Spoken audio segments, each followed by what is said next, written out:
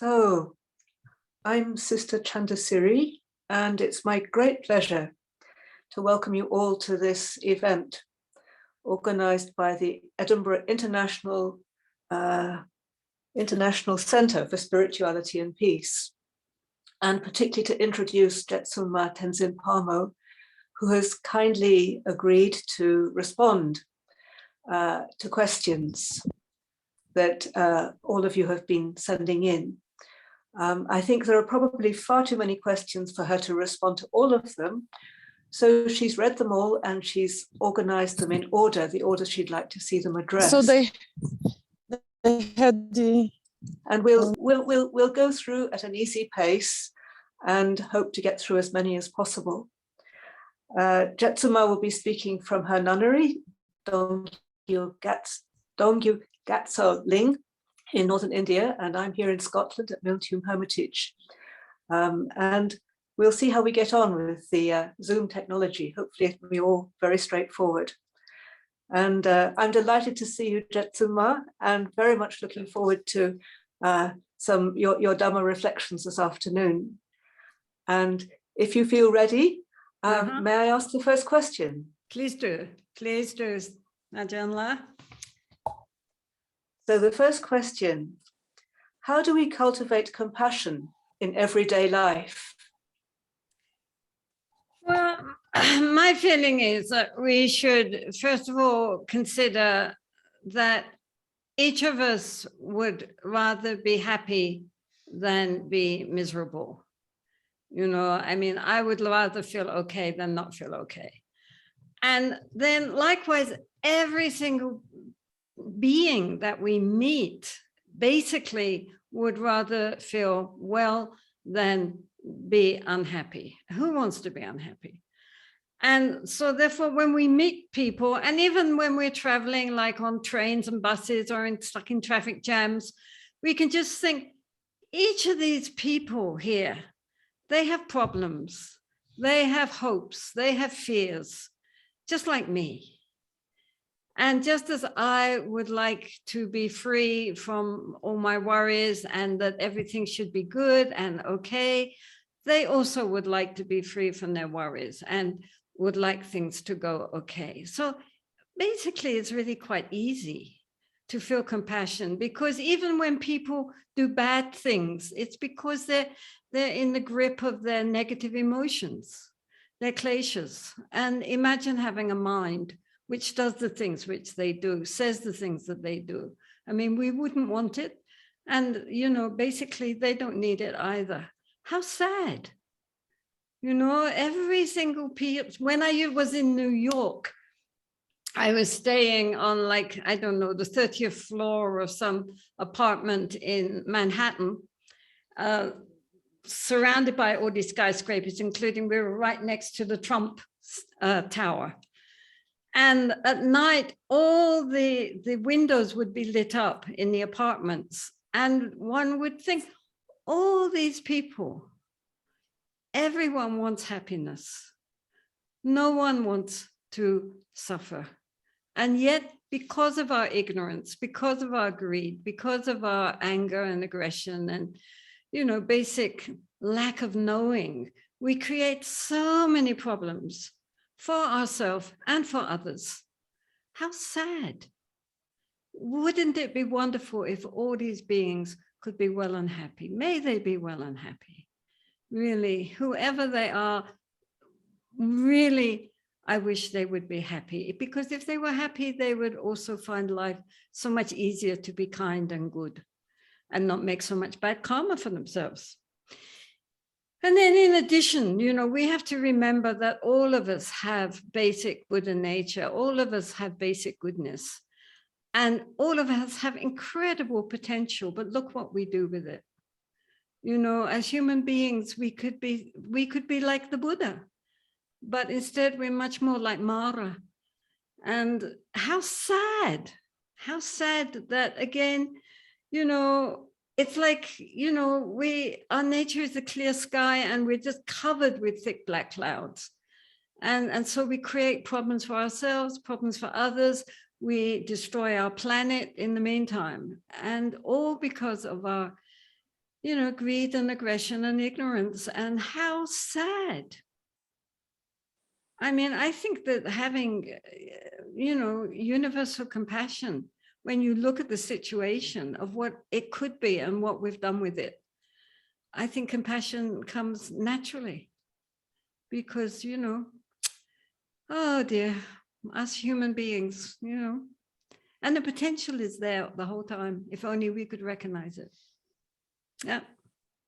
So that's my feeling, is that, we can, if you think about it, it's easy. Even the worst people in the world, it's just because they're deluded. It's not because intrinsically they're bad. They're just so messed up inside. They don't know what they're doing. Yes. What do you think, sister?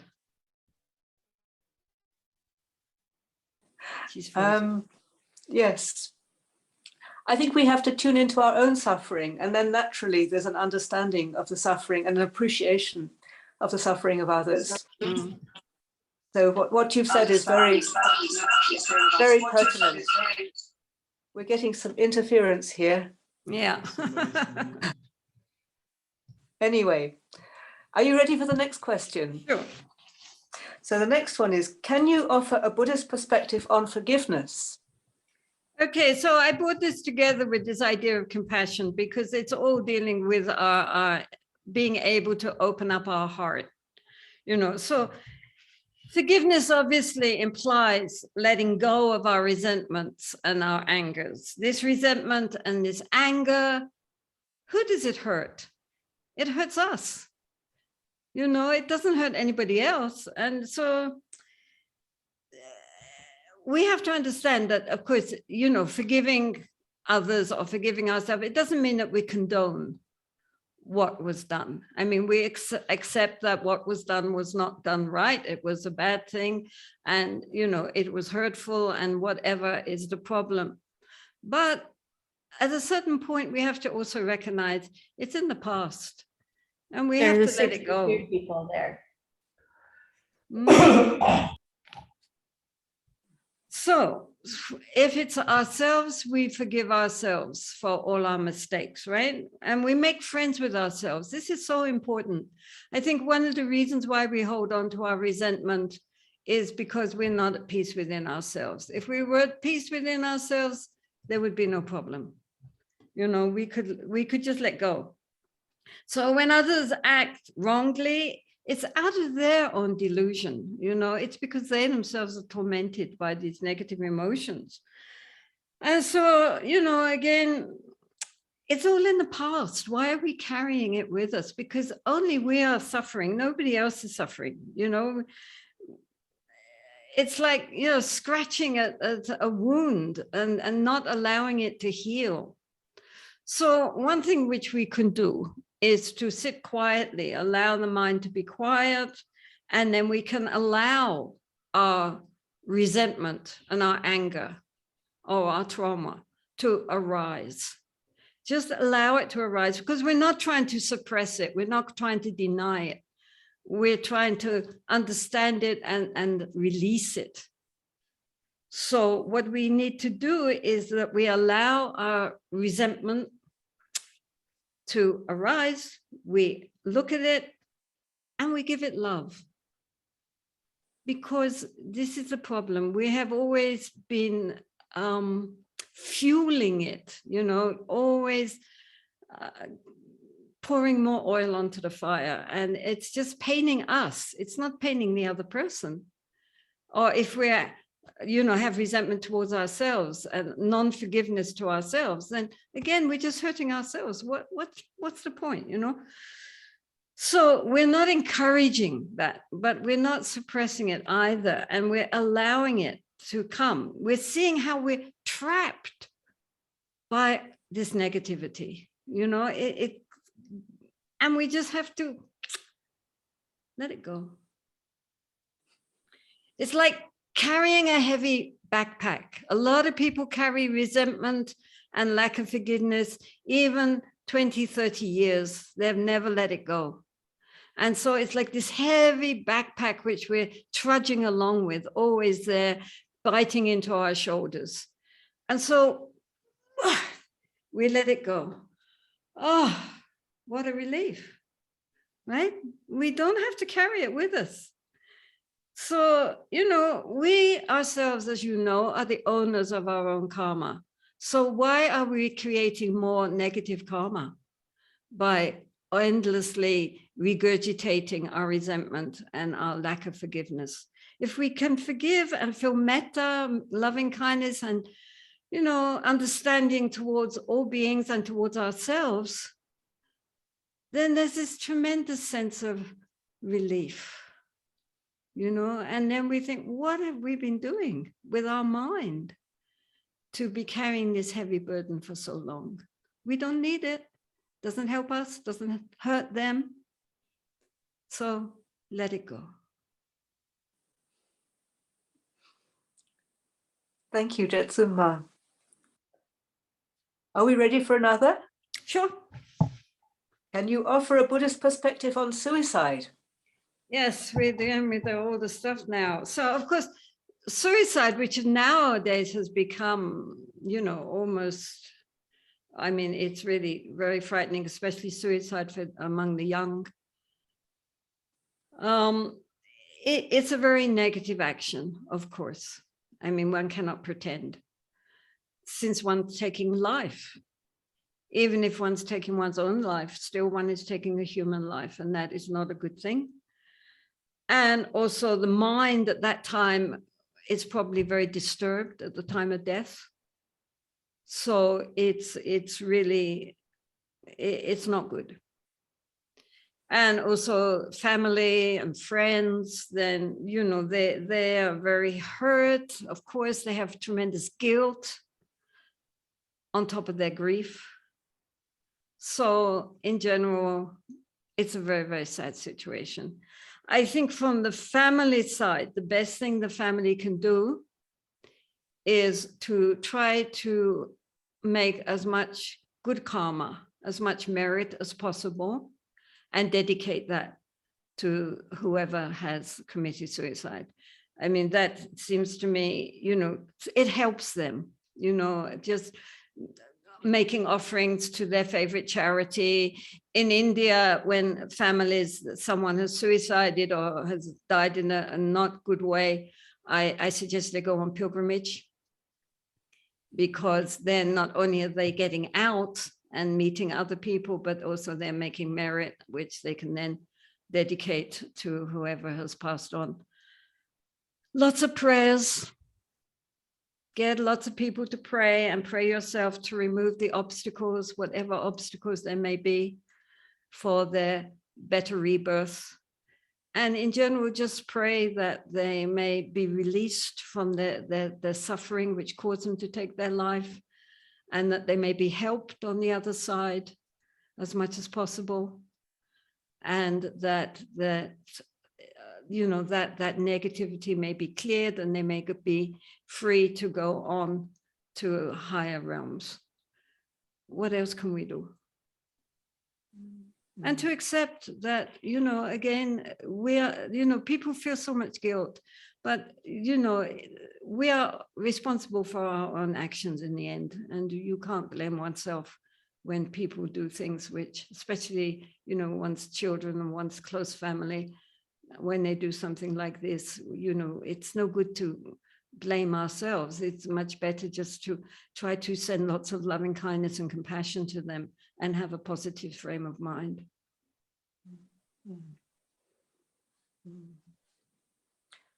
Thank you.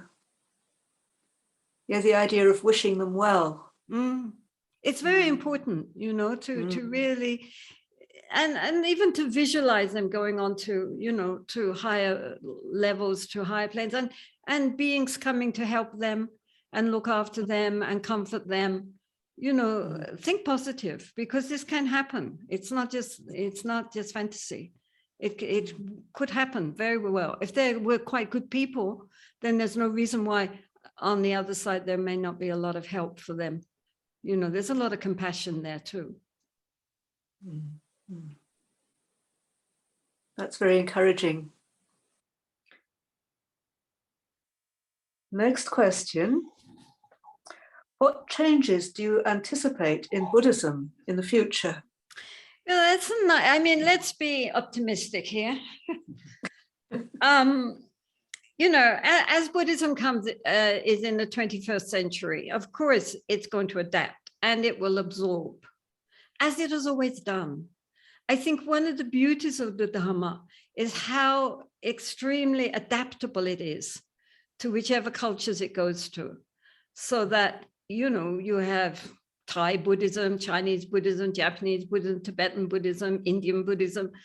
And it's like, it always reminds me of having an elixir, you know, a beautiful, pure liquid, but it's poured into different containers. So you could have, you know, a porcelain container, jade container, silver container, gold container, plastic container, but the liquid stays the same. And I think one of the beauties of, it's just come to me, when the Sakya Buddhist Women's Organization, when we have conferences, is that people come from all the different Buddhist traditions, especially in Asia. And the nuns especially, they're in gray, they're in brown, they're in orange, they're in pink, they're in white, they're in maroon, they're in all different colors, in all different styles of their country. But we all have shaved heads.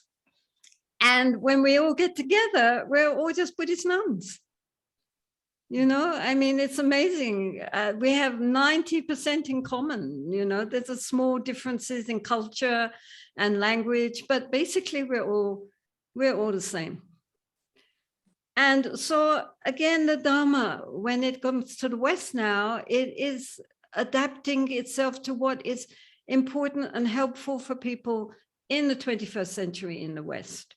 So, for example, it has become more socially engaged, not enough just to sit on your cushion thinking, may all beings be well and happy. How about going out and trying to help them to be a little more well and happy? And so there's a lot more social engagement, also in Asia, as well as in the West. And there's, of course, much more input from women nowadays. Before, the females were very much in the shade, and now they've come very much more into the limelight and are sharing as teachers, as scholars, as practitioners. You know, females are out there. Why not? You know, I mean, as they should be. Why are they being kept in the background for so long? So the female input into the Dharma is enormous now compared with before. Even in Asia, things are changing very much in Asia too, as women become educated. As they become educated, they get their voice. Previously, they were muted. They're not muted anymore. So also there is the interconnection with psychiatry. I call it the courtship. They're not married yet, but they're courting. And many insights from psychiatry are helping to understand, you know, the practice from another scientific point of view. And likewise, as you know, many teachers, Buddhist teachers and practitioners are themselves psychotherapists, etc. There's a very interest in the mind, because as you know, Buddhism is all about how to understand the mind and how to train and transform the mind. So that interest, and also in neuroscience, of course, as neuroscience now is getting to be more interested in consciousness and not so mechanistic.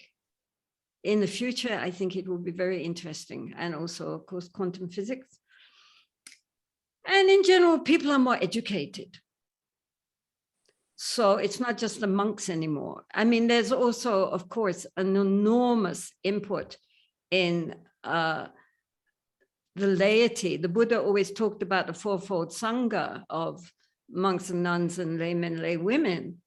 But in actuality, it was mostly the monks, as we all know. But that is changing. And not only are nuns now coming much more to the fore, but also lay people.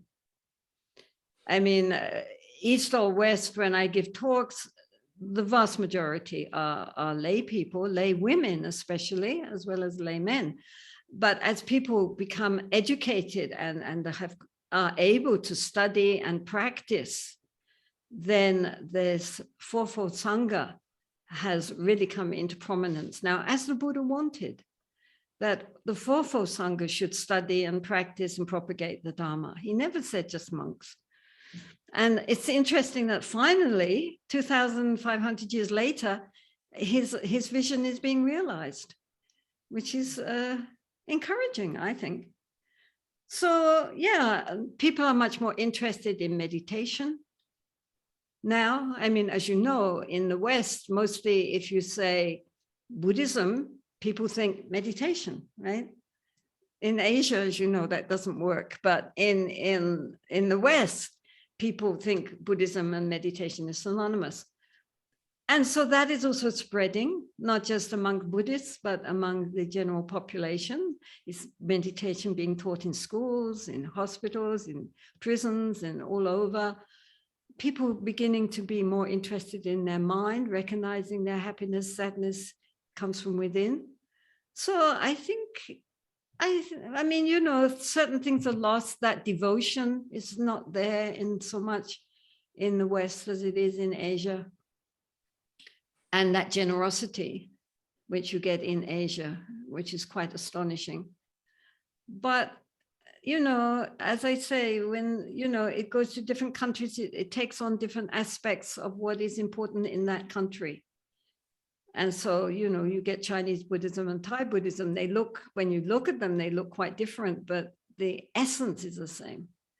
And I think also in the West that, you know, the Dharma will survive and flourish. But, you know, it all takes time to put down deep roots.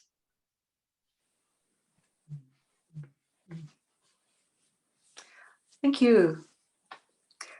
Now, what, in your opinion, is the single most important teaching you could offer? I think, I mean, you know, the Dharma is so vast and so, you know, so profound. But I think basically to be more aware, more conscious, more mindful, and to be more kind. You know, I mean, really to bring ourselves into the present and at the same time to open up our heart to all beings. Because, you know, when we recognize the inherent Buddha nature of ourselves and all other beings, then we recognize that our genuine happiness lies within us. I think this is something which the Buddha Dharma really can really be of helpful to people, to recognize that genuine happiness is, we are heirs to that. I mean, it lies within us. It's not out there. It's not other people. It's not other circumstances.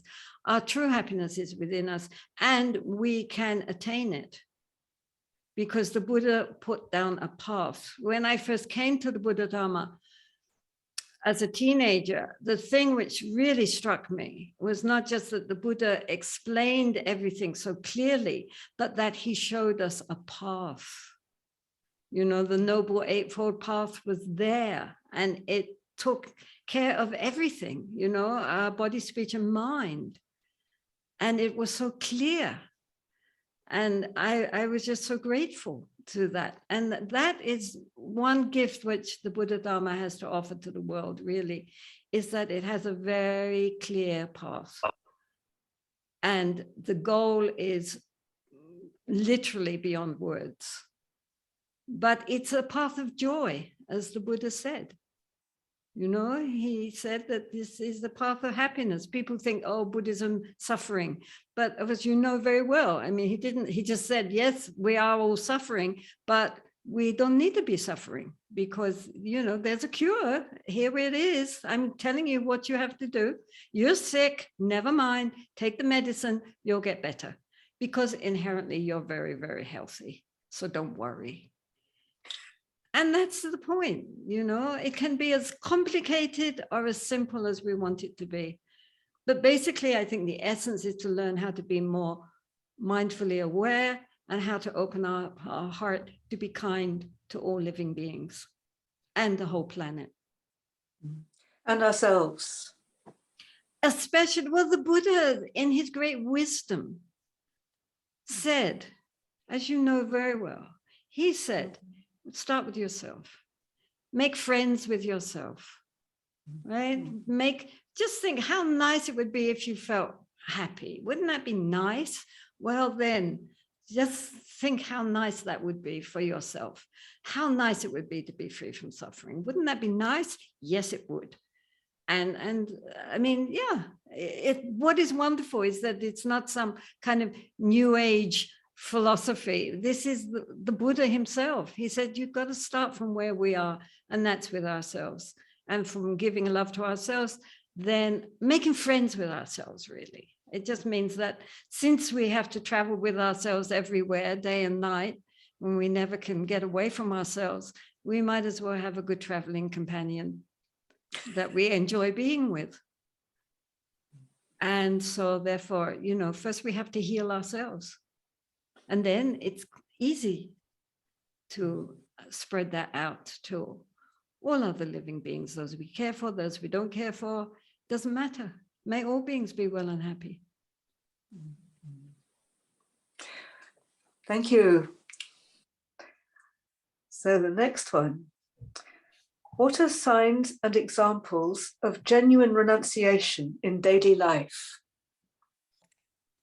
Okay, well, to my mind, it's a lack of fascination with comfort. You know, the belief that somehow if we make ourselves really comfortable and have everything we want, that's going to make us feel better and make us feel happy. So basically, renunciation is like contentment with little. You know, what we already have so much compared with former times. And a sense of gratitude and appreciation for what we already have. Isn't it wonderful? You know, and a feeling like the mind is like a Teflon pan, you know, non-stick. Because the problem is that we, you know, the mind grasps and clings. And so what we need is a mind which, you know, when we have something, we appreciate it, but then we don't grasp at it, you know, we have a non-stick mind. And that is a sign of, I think, sometimes I say it's like with renunciation, that you enjoy simplicity, you know, that we don't have to make things more complicated. And we don't have to believe that the more we get, the happier we will be, because it's not true. And even sociologists now say it's not true. And so a delight in what we have, and a delight in generosity, a delight in giving, a delight in sharing, and just having a mind which is light, not heavy, you know, not grasping. It's, as the Buddha said, it's the grasping, clinging mind which causes our suffering. So therefore, the more we open up and hold things gently and lightly and appreciatively, but without this clinging, then the lighter we will be inside our own heart. Renunciation isn't something, I sometimes say it's like leaves in autumn. You know, in the spring and in the summer, if we try to pull the leaves off, they're clinging to the tree. And, you know, it's an effort, you know, and it maybe even hurts the tree to pull the leaves off. But in the autumn, then the leaves just naturally fall because they're ready for new growth. And you don't have to pull them off, they just fall away. And so that's genuine renunciation. It's not a, you know, which the word kind of sounds like something painful, that you're giving up something you want. You're not giving up anything you want. You're just, you know, you're not so interested anymore. That's all.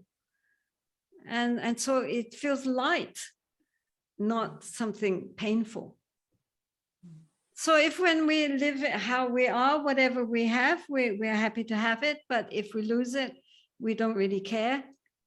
Then that's renunciation.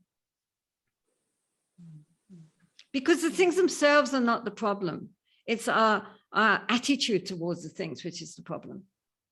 So we could live like a king and still be unattached, or we could live like a pauper and be clinging.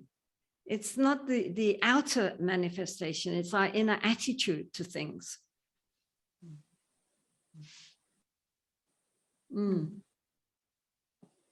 So I mean, that's the point. I mean, I sometimes tell the story of the king, who was a very devout king, Indian king, of course. And he had a guru, and his guru was wearing like Gandhi, just a little loincloth, and all he had was a wooden bowl, his begging bowl. And the king, meantime, had a big palace full of all glorious things, and everything was really very beautiful and wealthy, and all the jewels. And then one time the king is in the garden with his guru, and the servants come running and saying, "Hey, Maharaj, quickly, the whole palace is on fire. Quickly, come." And the king says, "Don't bother me, you deal with it. I am learning Dharma from my guru here. So you just deal with it yourself." And he leans back to his guru. And then meantime, guru jumps up and says, "What do you mean? I left my bowl in the palace." That's the point, isn't it? You know, it's not the things, it's our attitude to the things. So we could look like we're living a very luxurious life, but inwardly there's non-attachment. Or we could look like we're living a very frugal life, but what we've got, we cling to. So it's all to do with our inner attitude towards things. Thank you. If the Buddha nature and potential is in all of us, then why do we hand power over by submitting to a guru or teacher or rinpoche?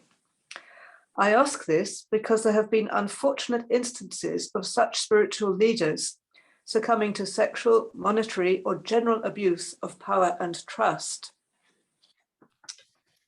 Yes, well, the problem is that although, of course, Buddha nature is within us all, I mean, our essential nature is nirvanic consciousness, but unfortunately, it's really difficult to recognize. And so it needs to be pointed out.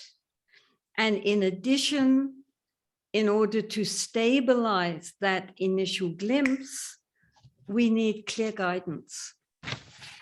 I mean, this is the problem, you know, by ourselves, unless we are really very extraordinary people, we cannot do it. Even the Buddha had teachers. And so to understand our heart mind is not easy, you know, and we're very likely to go astray unless we have really wise instruction. I mean, it's really, really very, very unfortunate that some of these lamas and gurus have completely dishonored the trust given to them. I mean, there's nothing you can say about it. It's really shameful. But only a minority are untrustworthy. Honestly, I mean, they get all the publicity, but it's a very small, it's very, very small percentage. Most teachers are really very sincere and they're trying to help. And our devotion to the teacher opens up the heart, allowing blessings to come in. You know, devotion is something which is very understated in the West. And yet in Asia, they understand that. We might not know much about the sutras. We might not be very good meditators, but we have devotion. And that opens the heart and allows the sunlight of the blessings to come in. And that's enough, actually. So, yes, I mean, in the meantime, of course, you know, there is a lot of nowadays, because we're very educated, we can read books and we can get all this teaching online on YouTube and whatever. but it is not the same as a one-on-one personal relationship. At some point, we are going to need that. Even if very brief, it doesn't have to be that you're going to sit at the Lama's guru's feet forever. But at a certain point, there are times when somebody needs to point something out. And if from our side, we are, very sincere and we do have devotion to the Buddhas and Bodhisattvas and all the lineage, then when we need it, that direction will come. So yes, we cannot just throw out the teachers. Even if you want to learn to play the piano or, play golf, you need an instructor. You can twiddle around by yourself, but it's much quicker and much easier, and you're less likely to go astray if you have someone who is skillful, more skilled than yourself, to show you how to do it properly. So if in just ordinary things we need a teacher, what to speak of something as delicate and as tricky as understanding the nature of the mind.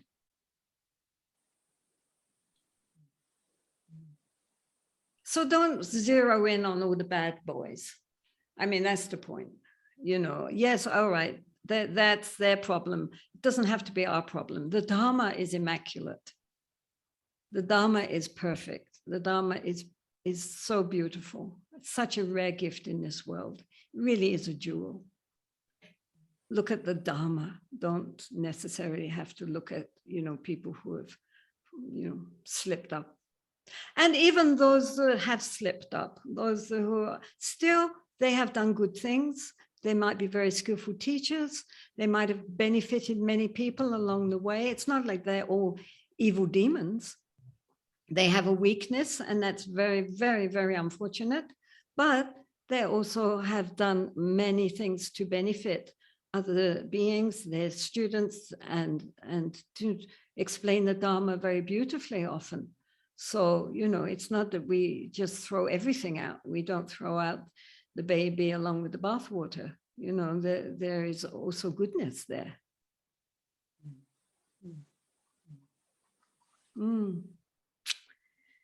This is samsara. What do we expect, right?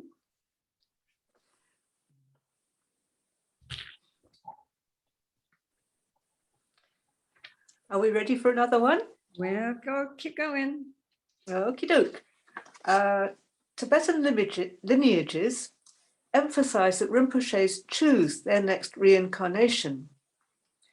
Why have the status quo and leaders of Buddhism not been able to understand or declare that many female practitioners might be reincarnations of former Rinpoches or gurus or sifus? Indeed, might you be a reincarnation of some 3rd or 48th Rinpoche from the 5th or the 500th century BCE?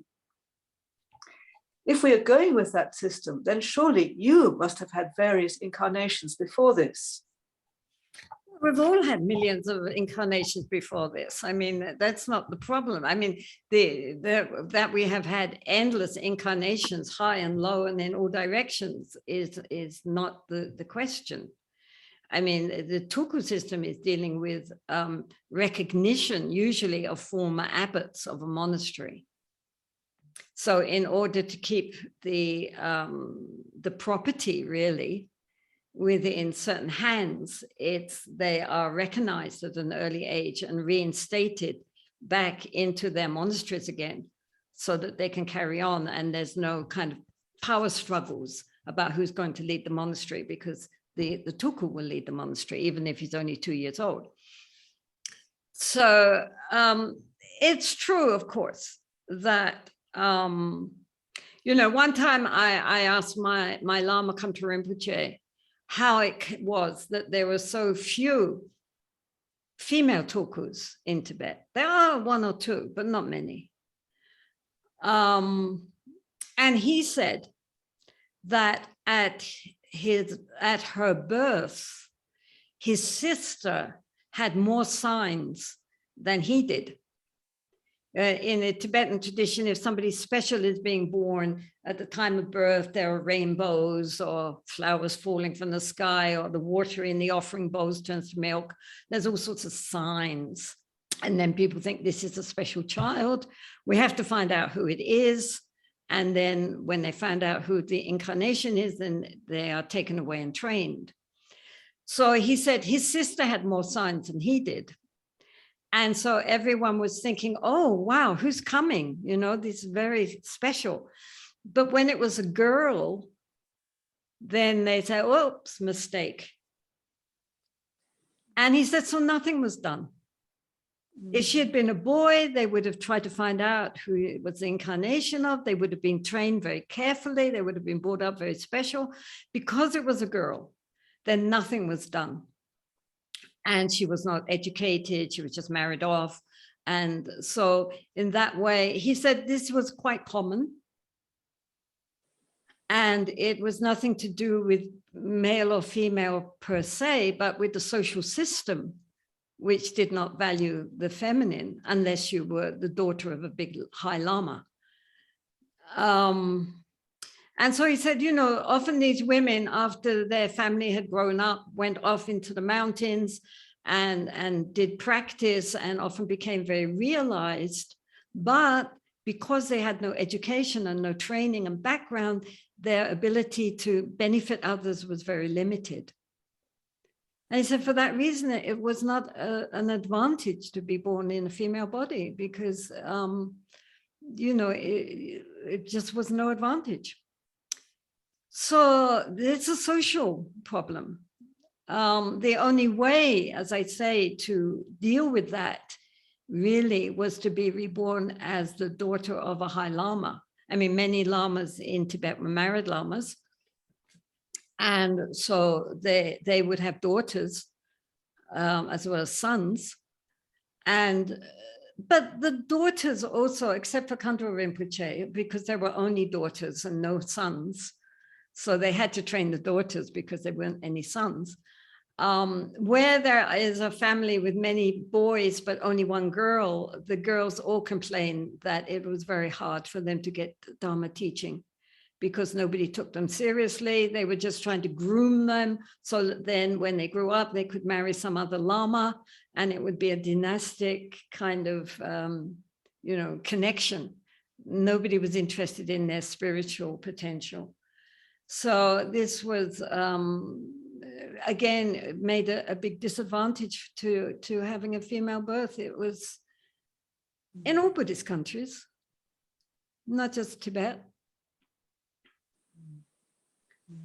But nowadays, of course, that is changing because, as we say, you know, women are as educated as the men. And boys and girls are equally educated together. So now, whether one is born as a male or as a female, you know, the potential for study and practice is the same. And even in Buddhist countries now, slowly, it's changing also. And, you know, women are also, as they become more educated, the key is education. As they become more educated, they also become more confident. So, yeah, in the West, it will be different because, you know, now in the old days also, it was hard to be a woman, but now it's a little easier than it used to be. I mean, in the old days, women were not educated. They were educated to be good housewives, not to become doctors or lawyers, you know. And now it's changed. Everything changes. The good thing about impermanence is that everything changes, and sometimes things change for the good.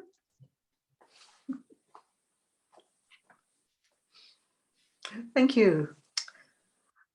So, Lord Siddhartha Gautama is recognized as the Buddha, the introducer of Buddhism to our world. But there must have been Buddhas before that for how, who, which spiritual entity reincarnated into Lord Siddhartha to attain Buddhahood. Has this revered Gautama Buddha reincarnated? And might this Buddha be somewhere in the world, this world now? Might this entity be reincarnated as a woman or a transgendered person? Okay, so of course this is a huge big question, and we're going to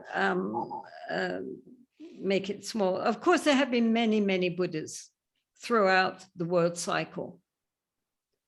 In Buddhism, the world cycle of coming into being, stabilizing, and then disappearing, and then a time of darkness, and then again, coming back again.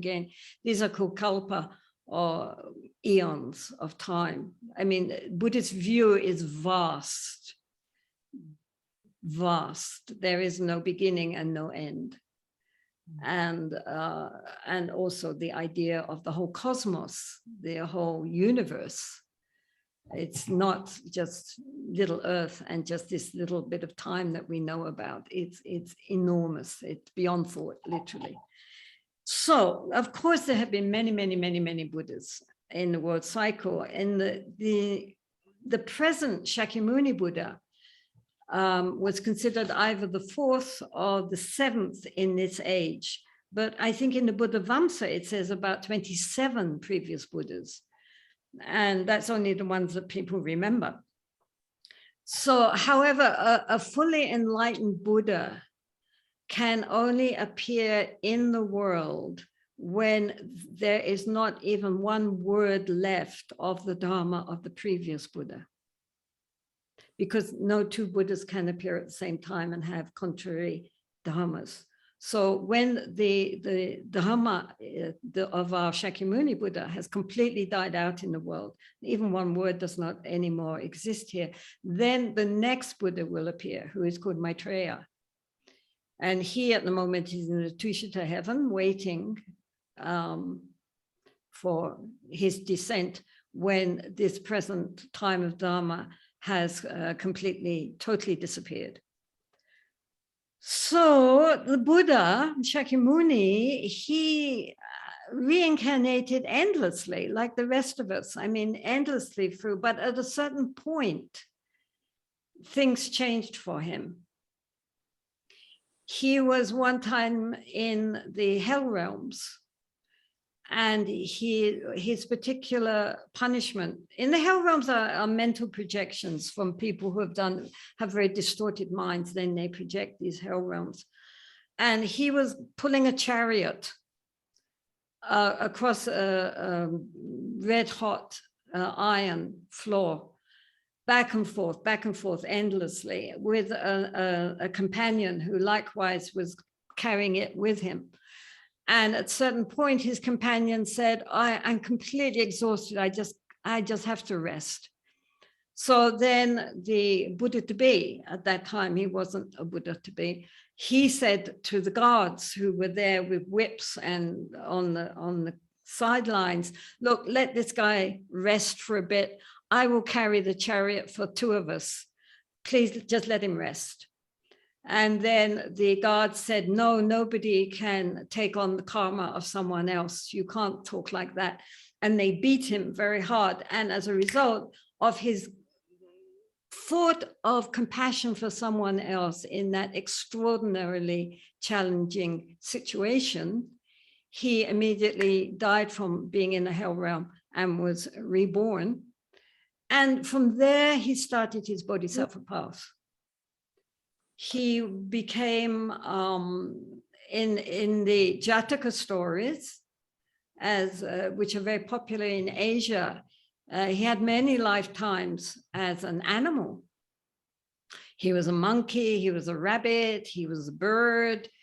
I think always a male rabbit, rail bird. I don't know if he ever was a female, but at least he was an animal.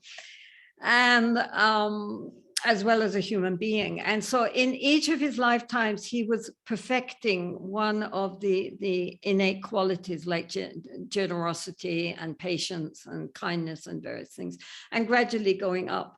At one point, he is ready to become an arhat.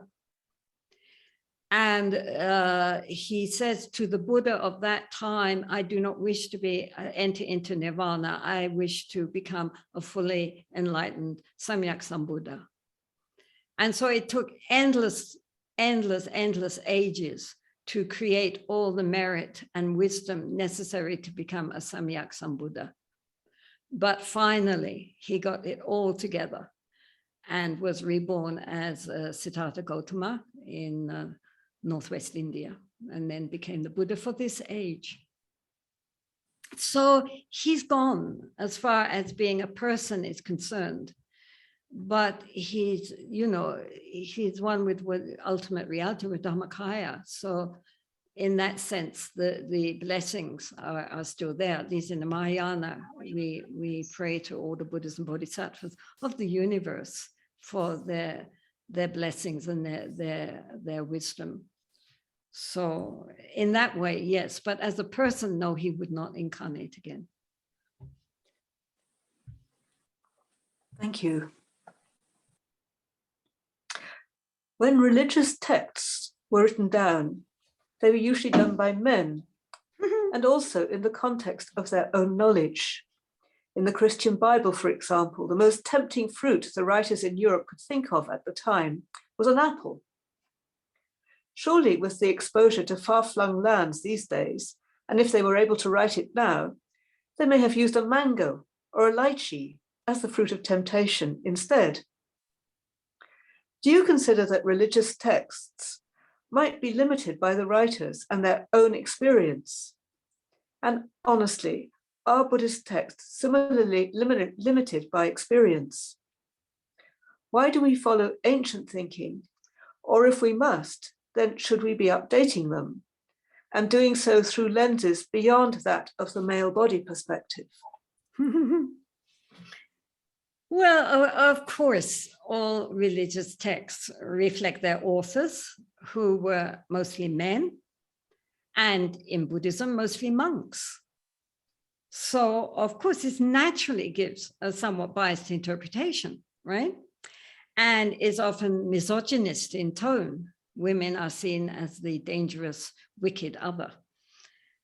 But nonetheless, despite all that, you know, there is genuine wisdom, which is beyond culture, which is beyond time, which is beyond gender, and which still speaks to us through the ages. That's the point. We can sometimes adapt the teaching to make it seem more up to date and relevant, but we should really be very, we should beware, I think, of simply adapting it to be more comfortable and unprovoking, and throwing out the parts which don't happen to fit in with our own preconceptions.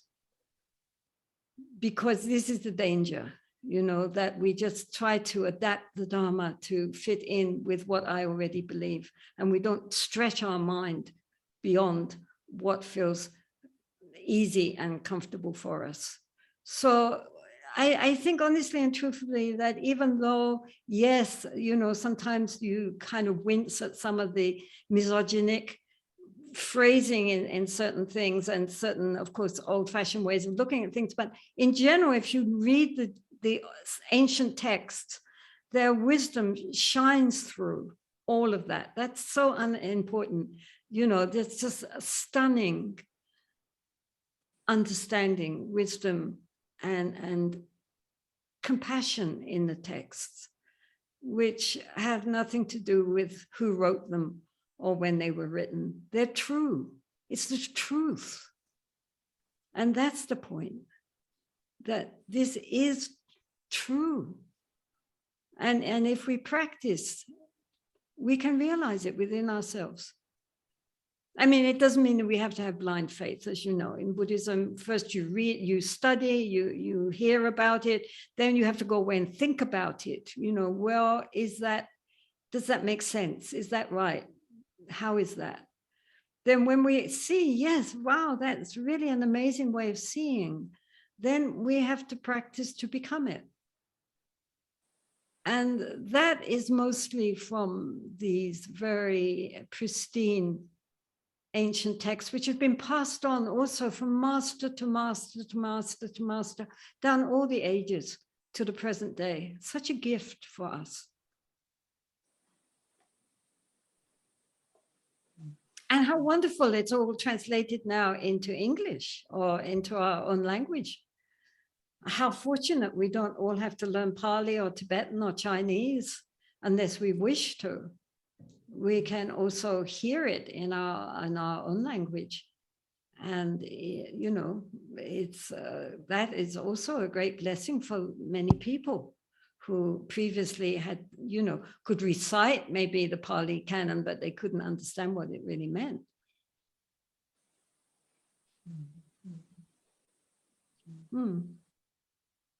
So I wouldn't be too quick to change. I would look at my own preconceptions first.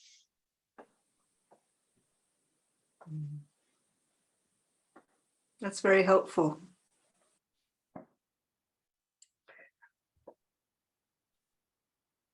Next question. What is the point of karma? If we do not remember. What is the point of karma? Go on. If we, sorry, I haven't quite finished. What is the point of karma? If we do not remember who we wronged or when it happened. There are many people doing bad things in the world who do not get punished. And also many people doing good things in the world who do not have an easier time doing it. Also, for some, the existence of karma leads them to accept or even endorse things as they are. There is no desire to change things for the better, because I often hear, oh, this is the karmic fate. Well, I mean, as to karma, whether or not we believe in it, that's not the point, is it? I mean, it's dealing with the idea of cause and effect. And so, you know, in accordance with the Dharma, at least, we believe that our intentional actions of body and speech and mind plant seeds and causes that will eventuate in results. That's all. I mean, you know, those which had a negative root, those actions of body, speech, and mind, which were based in negative roots like greed and anger and pride and so on, will have unpleasant results, and vice versa. I mean, if you plant a carrot seed, you will get a carrot. Right? So, I mean, that's the idea. So this spreads over many lifetimes. And therefore, because we don't know when the seeds are going to sprout, and maybe, you know, it may be lifetimes before. Therefore, you know, bad things happen to good people and good things happen to bad people, you know, because it's often the result of an action which is not immediate or not in this lifetime, right? I mean, it's not that I just, you know, A, B is like that. I mean, it's vast, the time we're talking about. So therefore, the good thing about believing that whatever happens to us is the result of some action which has been done at some point or other in this lifetime or past lifetimes is that it helps us to accept difficulties as clearing away of negative karma and not having to think, why is this happening to me? Well, obviously, I created the cause at some point, you know, maybe not this lifetime, but past lifetimes, who knows when. But at least now that is cleared away, right? But of course, it doesn't mean we just have to sit there. I mean, we can remedy the situation if we can, because that might also be karma, right? And so, I mean, like if we have a toothache, you don't just sit there saying, oh, well, this is the result of some past karma that I did with somebody's teeth. And not doing anything. I mean, obviously you go to a dentist, right? I mean, because the dentist, and if you find a good dentist who treats your teeth nicely, that might also be karma, right?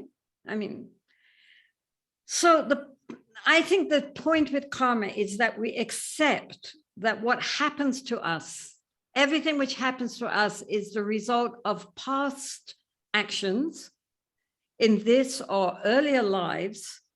But the important, so we can't do much about that. That's set. But the important thing is how we respond in the present moment. Because if we respond skillfully or unskillfully, we are moment to moment making our future, right? Moment to moment, we're planting new seeds. So we're eating up the past in the present and creating our future. And so, you know, I think that's very positive. You know, we don't have to think, poor me, well, I'm such a nice person. How could I, you know, bad things happen to me? Sorry, our electricity has gone off. This is India, madam. So the thing, otherwise, you know, things happen and then we blame God, or we think, you know, it's just the luck of the draw. But if we feel, well, we ourselves have created the causes for the good that happens and the bad, but how we are dealing with that situation, whether skillfully or not, will also change the direction, because karma isn't like, you know, all set in stone, right? If we relate skillfully, then it will go in this direction. If we relate unskillfully, it goes in that direction. So it's always changing. It's not like all set. So it's actually very fluid and depends every time on the present moment. So, and to my mind, that's very positive. Everything that happens to us, even the bad things which happen to us, like loss and sickness and so forth, if we respond skillfully and positively, then also that is part of the path, you know? It's how we develop, how we mature, how we grow up. And so everything can be helpful for us. And then there's no idea of bad results or good results. Everything is used. So I think it's a very positive way of thinking about things, personally. It allows us to take responsibility in a different way, I think, doesn't it? Totally. Yeah. I mean, it's not out there. It's all in here again, you know? Yes, yes. Up to us. It's up to us every time. Mm. And to become more clear and more present so that we do respond skillfully as much as possible. Yeah. And create lots of good causes, which then, you know, multiply as we go along. Yeah. I mean, the point is that even if there was no karma, even if when we die, that's it, finished, gone. If we live as if we believed in karma, then we will live a good life to benefit ourselves and benefit others. Then if at the end that's it, then it's too bad. But if it's not it, and consciousness does go on, won't we be glad that we took care of our karmic actions in this lifetime? Because now we're going to get the results. So it's a win-win situation. Thank you. What are some of the contributions that Buddhism can make to end-of-life care? Well, you know, I mean, there are a number of books now being written on this subject. And there's a lot of books written on end-of-life care, and also many Buddhist courses on becoming chaplains, Buddhist chaplains in hospices and other places. There's a lot of interest nowadays in end of life and in death. Buddhism is very good on that, actually. You know, I mean, it's because the Buddha said, if you know, he said that if there's one meditation that we all should do, it's a meditation on death. And it's not to make us feel morbid or depressed, but to make us appreciate our life. And that right now we have this much life in which we can cultivate the mind so that at death, we can die with no regrets and go on from there. So Buddhism is very interested in death in a very positive way, because of encouraging us to appreciate that we're not dead yet, and we've got to make use of our life while we've still got it. But anyway, in general, I think that the idea is to help people to let go of their past resentments. Let it go. Make peace with themselves and with others. Let go of clinging and attachment to their families, friends, position, wealth. Just let go and be ready to look for this new adventure that's about to happen It's really very exciting. Now we're going into a whole new journey. How wonderful. Why be afraid? If one has been, a reasonably good person, the body is like a guest house, like a hotel, the one leaves it behind. But it doesn't mean that's the end, because the consciousness goes on. We find a new guest house, right? So if one has religious faith, whatever, then one should really concentrate on that. If one has devotion to Jesus, then think about Jesus, Mary, Buddha, Amitabha, whoever, Krishna. Just think about them. Let everything else go and imagine they're waiting there with open arms to receive you, And if we don't have any particular religious figure that we feel devotion towards, then to think of going towards the light and not to be afraid of the light. And just let go and watch what happens. And really, I think it's really a very exciting adventure. I mean, Professor Dumbledore said to Harry Potter that for one with a well-organized mind, death is but the next great adventure. And really, that's the wisest thing he says in all the books. And it's true.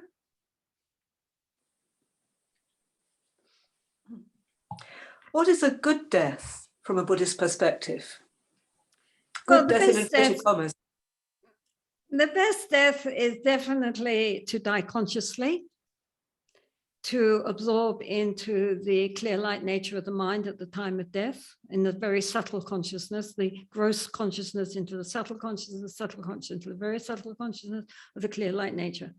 So those who can manage that, then they stay in meditation. They do not go into rigor mortis. The body doesn't decay, and they stay in the state of meditation. Brain dead, but still, the heart center, the heart chakra is still warm, and they can stay like that for hours, days, sometimes weeks. So that's best. Because then they don't enter into the intermediate state, into the bardo. And they go to wherever they want to go because they're in control of their consciousness, right? The very subtle consciousness. So other than that, of course, there are various things like doing powa, sending the consciousness out the top of the head and things like this. There are various teachings in the Tibetan tradition. But basically, the important thing is to try to keep the mind clear and to let go of all our attachments, in this life, and go towards the object of one's devotion, whatever it is, and really feel that, when all the perceptions of this life go, that you will be welcomed on the other side by, whoever you have faith in. Devotion is very important at the time of death, letting go and opening up.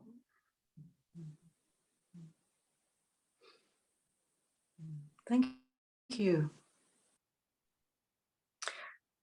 What is healthy grieving from a Buddhist perspective? To my mind, a healthy grieving would be one in which one acknowledges the loss, but doesn't cling to it.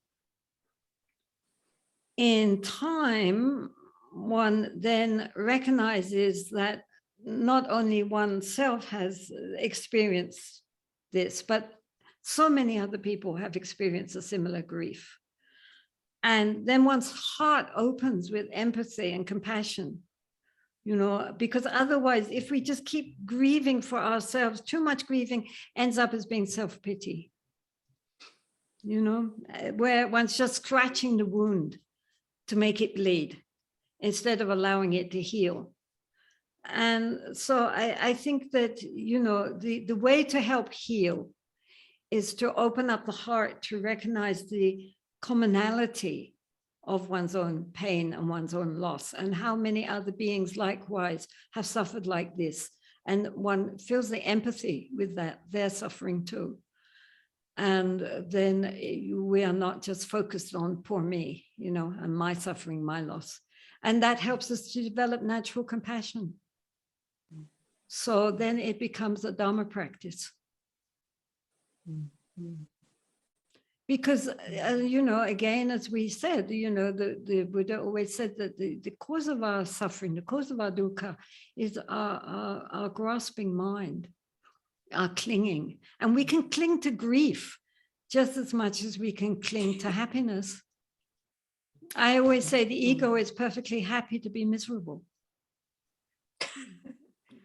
Because when we're feeling sorry for ourselves, we're thinking me, poor me. Oh, I'm so sad. Oh, this is awful. Oh, I've lost the one I love. Oh, da, da, da. Me. So for a certain amount of time, that's natural and it's right. But at a certain point, it becomes self-defeating. And we have to let go and open our heart to embrace all others in our compassion. Kind of being able to acknowledge the sorrow, but in a good way. Yeah, I mean, yes, we're grieving. Yeah, we have to allow ourselves to heal. Exactly that. Yeah. Yes, I mean, this is samsara. That's the other thing. I mean, I think people just, you know, somebody's father just died and he's going on about all his grief and shock. And I said, how old was your father? And he said 102. Well, I think at 102, you can sort of expect that maybe, you know, he's about to pass on to other realms. He's ready.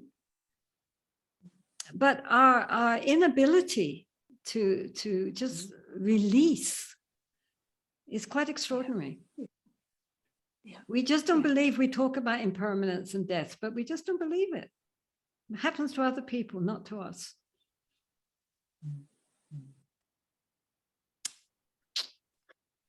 Okay, if there are to be prisons in society, then how would you like prisons to be run and with what objectives? Well, you know, obviously you're speaking to the wrong person. I have visited a few prisons when I was in Australia. And of course, I have many friends who are prison visitors. They go to prison. Also, I'm in contact with a number of prisoners that I write to, who have discovered the Dharma when they were in prison and are very, very sincere practitioners actually now, very, very, very keen. So, I mean, obviously, we would like prisons to promote recovery rather than degradation. I mean, that goes without saying. So, you know, the prisons which help the prisoners to gain learning skills, you know, so that when they later they can, you know, and also those that teach meditation, if those are interested in meditation, it really does help. Those who really get into meditation find it's enormously helpful for them to cope with life and give their life some meaning.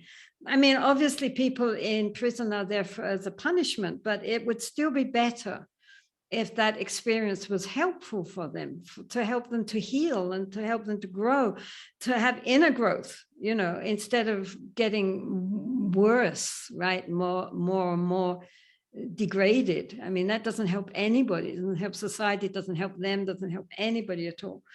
And because, I mean, we all know that prisons are very overcrowded.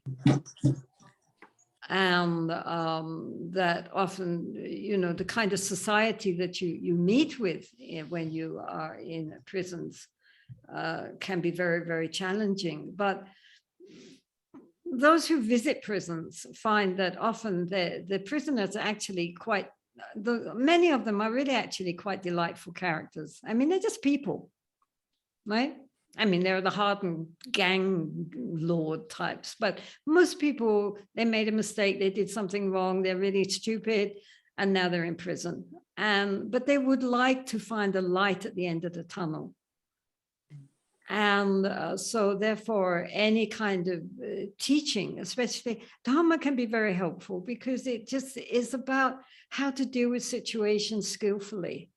You know, how to change your mind, how to change your attitude, how to bring love to your own heart and then bring love to the hearts of others. And, it can really be very, very helpful. I'm not waving a Buddhist flag, but even just the methods, can be so helpful for people. Even just learning how to look at the breath. We were just talking about people who were in dungeons or in pits, maybe for years and years, and went crazy. But if they'd only known how just to, bring the attention and start looking at the breath, looking at the mind, they wouldn't have gone crazy. And they might have ended up enlightened because they had nothing to do except look at their breath. They were being fed at the same time. So, yeah, I mean, it would definitely, of course, we would all like the prisons to be more humane and to understand that these are just human beings here, and that anything one can do to help them to change their life and to change their hearts is a good thing. What can you say? Obviously.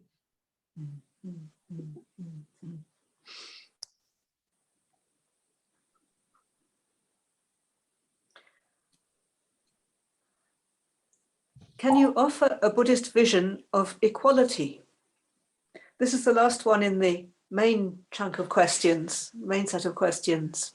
Yeah, I think we'll leave it there when we finish this one. Yes. Well, equality, what does it mean? We all have Buddha nature, and which means we all have basic goodness. I mean, the essential nature of the mind is light, love, intelligence. That's who we really are.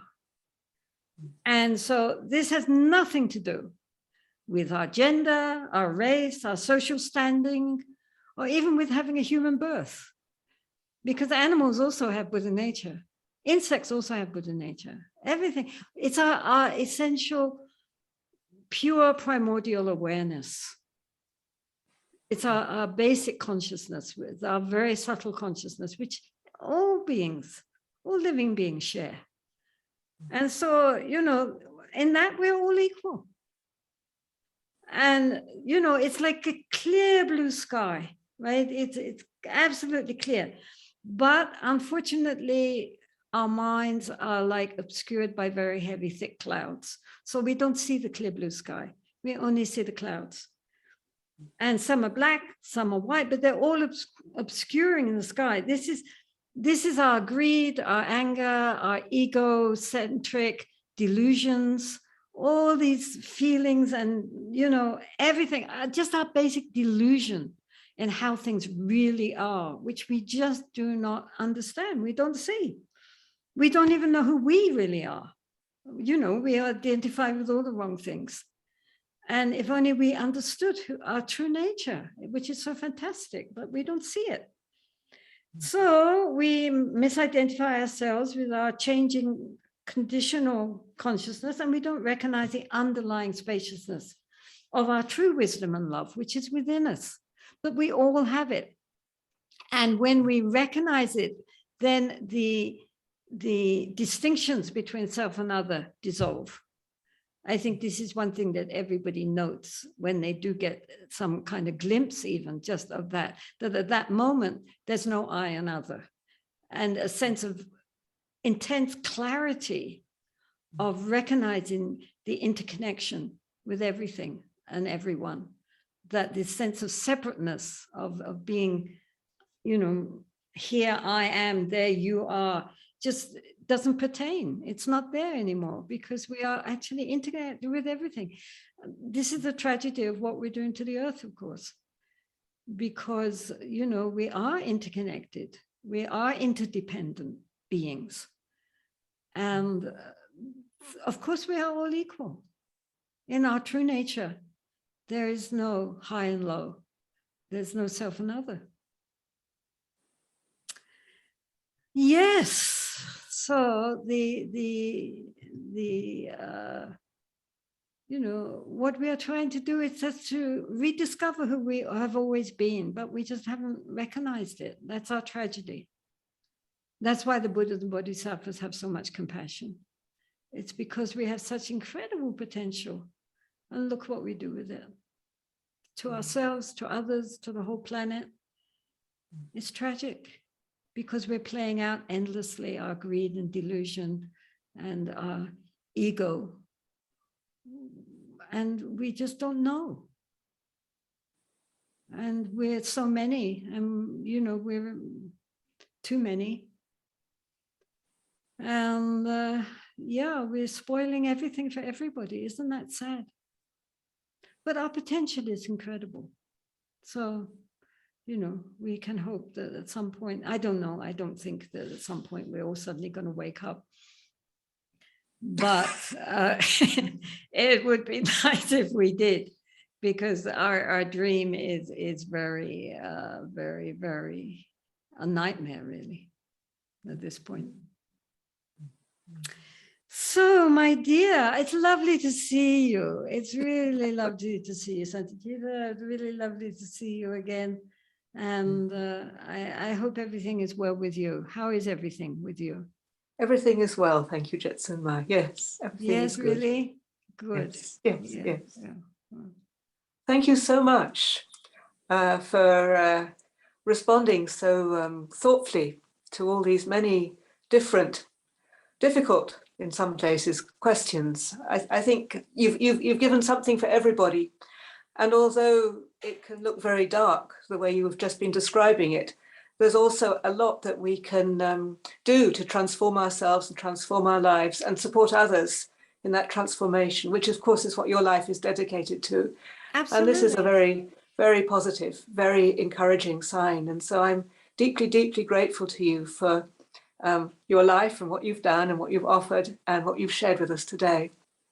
So, thank you, my dear Ajahn. It's lovely to see you, and truly, and I thank also Neil for setting this up, and for everybody behind the scenes that you don't see. Yes. So thank you, thank you, thank you. Yes, indeed. Omitofo.